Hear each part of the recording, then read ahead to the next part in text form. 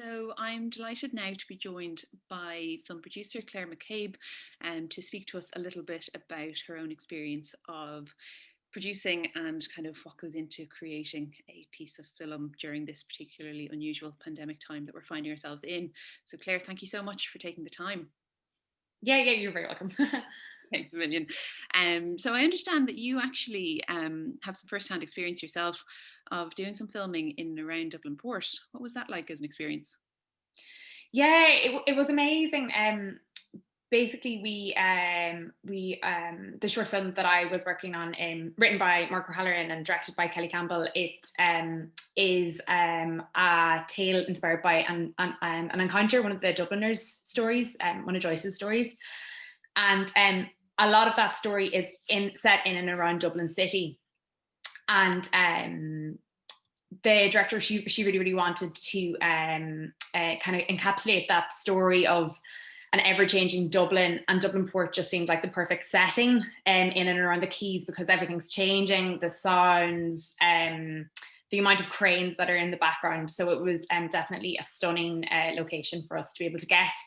And then we were very lucky to meet the wonderful Tramples Cabinet, who allowed us to go in and to film in a specific sector of Dublin Port known as Berth 18. And it was amazing to get in there because the background, the production design element of everything, it was just such an interesting view of Dublin that you might not necessarily be able to like wander in through. So it was, yeah, very, very important for us as a location. So we were very lucky to get it, and yeah, they were great to work with. That's really wonderful. And I think I've felt for yourself and your colleagues within the film industry these last couple of months, because I can imagine it must have been a ferociously difficult time to, I'm sure, kind of be on pause for quite a while. But at the points where you were given permission to be filming, I wonder if you could just talk to me a little bit, just for any applicants who maybe haven't actually been producing work during the time of the pandemic, just what your experience of actually producing a piece was like. Yeah, like it was tough. We were supposed to shoot back in March, right before the pandemic hit, and then with like a week, when everything went into lockdown, I guess the whole Irish and television film industry went into this limbo where we weren't shooting or working for a couple of months. And when the numbers got low again in August, there was kind of like a movement. There was guidelines put together, spy guidelines, and then based on that and the government guidelines, people then started to work out a COVID plan, and insurance packages came into place and everything like that. So yeah, we worked very closely with Screen Ireland in order to put in place a safe plan, adhering to all of those different guidelines. And it was difficult, I suppose, because it hadn't been done before. You know, the way like usually you can like base things off a template, or you can talk to somebody else who's maybe been through a process, but there was just none of that. So it was kind of looking at other countries and what they were doing, and yeah, chatting a lot with Screen Ireland, health and safety people, and to produce a COVID plan. And also, like, I guess it was a lot of like communication, even more so than usual, especially with cast, because I guess with COVID, the one thing is that everybody has their own experience of it. You don't know who's like living with older members or vulnerable people. And so it's very much kind of like about talking to each individual person and kind of getting an insight into, you know, what their needs are for having that kind of into the COVID plan.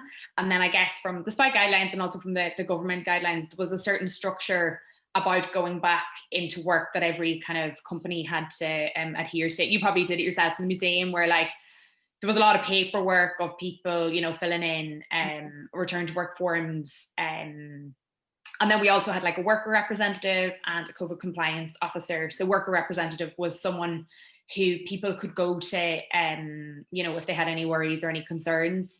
And then COVID compliance was to try and have someone to just kind of remind people to put masks on and everything like that if there was And like I found like so much of the time like people would just forget so easily because you would forget, and so just kind of like reminding people about all of those different elements. Yeah, and I think it is one of those things. It is kind of consistency is what we're finding really is the key part of this in terms of kind of keeping everyone's collective safety and well-being kind of front and center. And I wonder, kind of from your own experience or talking to kind of colleagues in the industry, are there certain types of film production, be it kind of small ensembles, animation, different forms? Is there certain types of film that is very, I guess, COVID friendly, or has there been certain types of film production that have really put challenges on yourself or any of your peers?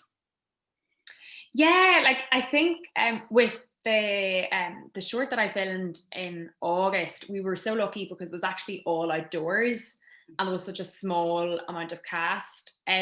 So I think like depending, like it all goes back, I guess, to the script. If you've got one location, you can obviously like do a deep clean of that. If you can keep the area well ventilated, if there's a lot of space. If it's outside, that's obviously the more that we've gotten to know about COVID over the past few months, we know that it's a virus that hangs in the air, and what we need to do most is like stay outside, ventilate areas. So I think there's definitely elements like that that are very helpful. I don't work in animation, but I definitely would get the feeling that I guess animation could continue as normal. And I guess those kind of like smaller projects, smaller crew sizes, like documentary, would have been a lot easier to keep going on because you might have had like maybe 5 of a crew for that. Maybe in comparison to like a big show, like one of the big ones that are shooting down in Wicklow. But then again, they would have had such a huge budget, like to be able to test people like 2 or 3 times a week, or put in a lot more kind of parameters around it. So yeah, so I guess it's different, just depending on the script and just depending on the size of the crew. Yeah. Yeah, and I think that is in kind of in terms of how we'll be evaluating the kind of the applications that come in. Like obviously it is kind of the artistic idea and the artistic ambition is obviously a huge element, but I think this year, unlike other years, there will be a certain amount of realism as to how viable a production is going to be in a time of COVID. And I think it'll be really fascinating to hear or to see the applicants that come through. So thank you for that advice on what's kind of worked from your own side. And I know you have a lot of experience yourself in actually going through the process of applying for different film processes. And I wonder, in kind of taking on writing an application and putting a project forward, would you have any advice for the applicants? Yeah, I guess for putting a project forward, I guess the main documents that I would have is a script. I'm not too sure if it's like a 10-minute film or a 15-minute film, but it's generally something between like 9 and 15 pages is generally for a short. I guess having a lookbook, which is like a visual book, where you can get the sense across of the tone, the style, maybe some like references, and yeah, including like an up-to-date bio and links of your work to show what you've done to date, because I think that can be like a good indicator of where you want to bring the film, or like where that film has maybe gone to. So I think that's really helpful. I think in terms of the film and in terms of like, I suppose the budget where my head is at a lot of the time is just to be wary of like little extra expenses that you might not have had in a usual budget in terms of like PPE, or you might need to get like transport for people, or cleaning. So just having I suppose a little bit extra dedicated to that. I guess when it comes to scheduling of the film, there might be a little bit more room on either end of the day. Like teams might be slower in terms of like, makeup and hair. They might need a little bit more time to prep for like hair and makeup in the morning and stuff like that, to sanitize everything. So I think there's a few things that would happen then in addition to the production. But I think predominantly for for the application itself is like your script, your lookbook, and also, sorry, your log line and your synopsis. Because I guess when you guys are reading the applications, the first thing that you're going to read is like a one-line log line. So that will obviously be short, snappy, keep your attention. Yeah. Absolutely. And then, so talk to me a little bit about Screen Ireland and the kind of types of supports that are available through them to kind of the potentially winning applicant. Like I know advice is something that they've been incredible to us about in more recent times. Yeah, Screen Ireland have been absolutely amazing. Yeah, definitely that advice is absolutely so beneficial and so grounding. What I know that Screen Ireland had a fund during COVID that you could apply to with what you thought your costs were going to be for PPE. So you put in all of your documentation and then you could have like a chat through, and having that little bit of extra funding for that was really, really beneficial, because it, I suppose, didn't take away from the film itself. And also having just the advice and the grounding there was absolutely phenomenal. So yeah, that was great. Great. Yeah, because it's something I do find, like even in the museum sector, that there is certain organisations that we can turn to just to tease out a thought and to talk through kind of the challenges that we're facing. I do think, as you said at the beginning of this conversation, we are in a time of new, and we're kind of all collectively figuring it out as we're going along to a certain extent. 100%, yeah. And I guess my only final question is, was there anything that surprised you, or is there any kind of unexpected factors that you think need to be taken into consideration? Kind of I'm trying to think.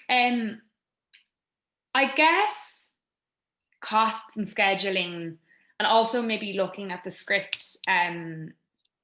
If there's any way that you can shoot something in a particular way, like for instance, if like there's scenes of an intimate nature or something like that, or if there's a scene where two characters are close, like maybe you could look at that and talk to your DP and shoot it in a different way.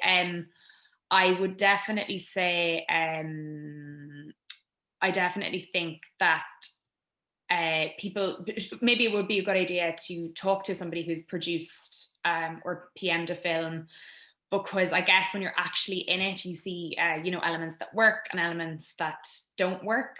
So maybe it'd be good to just talk to your peers and get a sense of what has worked and what hasn't. Because I know certainly whenever I went on to do a project in September, when other people had started filming a lot, there was a group of us, that were constantly talking to each other to, I suppose, just see what worked, what didn't work, which was really, really helpful. So I think communication is definitely one of the most important things, and just to allow time and to allow the little bit of budget for those COVID costs that will just crop up.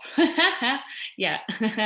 No, I think that's incredibly useful, incredibly valuable advice. So thank you, because I kind of, I'm obviously very familiar with the museum world, but less so about the world of film. So it's really just fascinating to hear your own experiences and kind of to get a sense of some of the areas of consideration. So for maybe applicants who are applying who haven't yet produced a piece of work during the pandemic, it's just really, really, really helpful to have your own advice and your own steer. So Claire, thank you so much for taking the time. I really very much appreciate it. Okay, no problem at all. Thank you.